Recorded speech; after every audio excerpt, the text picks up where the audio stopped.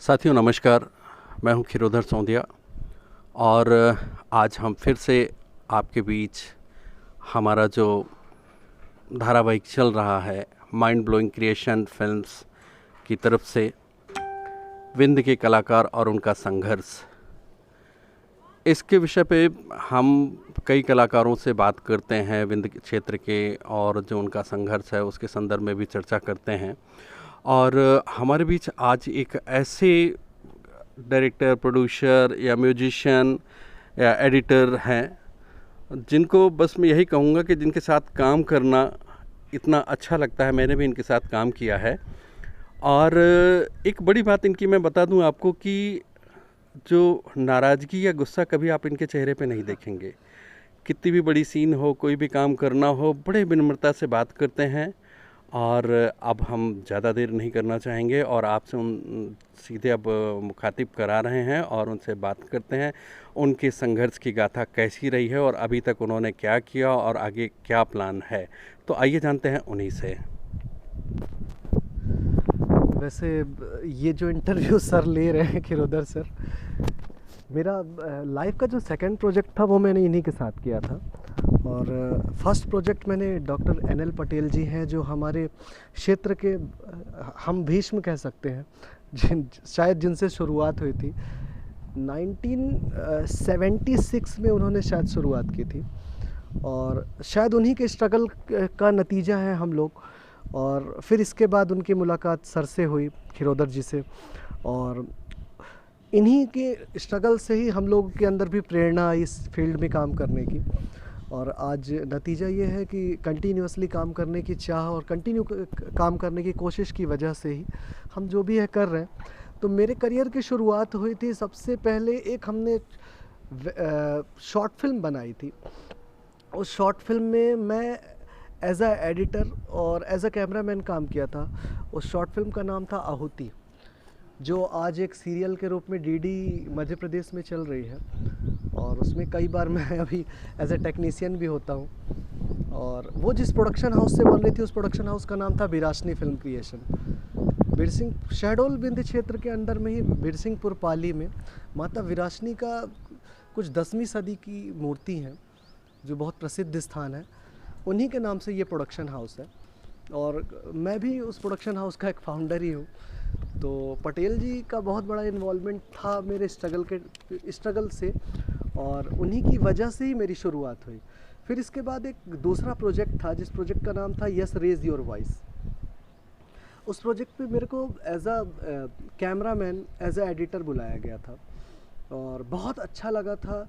एक वैसे प्रोफेशनल तो यूनिट पहली बार भी थी आहुति में भी, लेकिन एकदम प्योरली प्रोफेशनल तरीके से काम होता हुआ मैंने देखा था खिरोधर जी के साथ, जो फिल्म थी यस रेज योर वॉइस। और वो कई जगह पे अवार्ड फंक्शंस में भी नॉमिनेट हुई और भी काफ़ी सारे प्लेटफॉर्म्स पे आई और अच्छा एक्सपीरियंस रहा हमेशा से। फिर स्ट्रगल चलता हुआ गया। सतना में एक फ़िल्म शूट हो रही थी ब्लैक फ्यूचर, जिसमें मैं एज एन असिस्टेंट सिनेमेटोग्राफर काम किया था। और एक हॉलीवुड के कैमरामैन हैं जिनका नाम था पप्पू सेट्टी, जिनके साथ मैं एज अ असिस्टेंट काम कर रहा था। फिर उसके बाद वहाँ से मेरी लाइन आगे की तय हुई भोपाल की।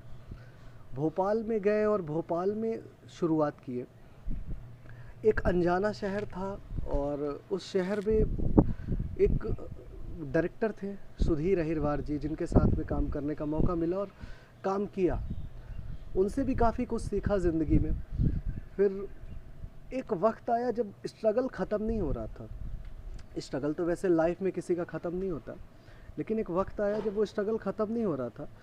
तो फिर डिसाइड किया कि अभी जो करना है ओन करना है, खुद का करना है और अपने लोगों के साथ करना है। बाहरी दुनिया बहुत ज़्यादा अच्छी नहीं हो सकती। अगर आपके अपने घर के लोग खुश हैं तो शायद उससे ज़्यादा खुशी आपको बाहर नहीं मिल सकती। तो अभी कंटिन्यूअसली फिर बॉम्बे जाना और मेरा यहाँ पे खुद का स्टूडियो भी है, वो भी चल रहा। तो ये कंटिन्यूअसली चलता रहा और आज फ्यूचर में कुछ प्रोजेक्ट्स की भी प्लानिंग है और अपने विंध्य क्षेत्र में ही शूट करने की प्लानिंग है। तो ये चीज़ें चलती रहीं, जिनमें अभी एक प्रोजेक्ट तो खिरोधर जी के साथ भी कर रहे हैं उनके ही डायरेक्शन में। और एक फ़िल्म मैंने ऐसे अपने डायरेक्शन में भी एक फ़िल्म की है, बट उसका भी नाम क्योंकि ऑफिशियल नहीं है तो ऑफिशियल मैं कर नहीं सकता, अभी मैं बॉन्डेशंस में हूँ। एज अ म्यूज़िक डायरेक्टर 4-5 बड़ी फ़िल्में हैं जो फ्यूचर फिल्म है, जिसमें समर कैंप है, दिल्ली 47 है, और भी 2-3 फिल्में हैं। तो ये की और अभी चल ही रहा है, तो बस फ्यूचर का है।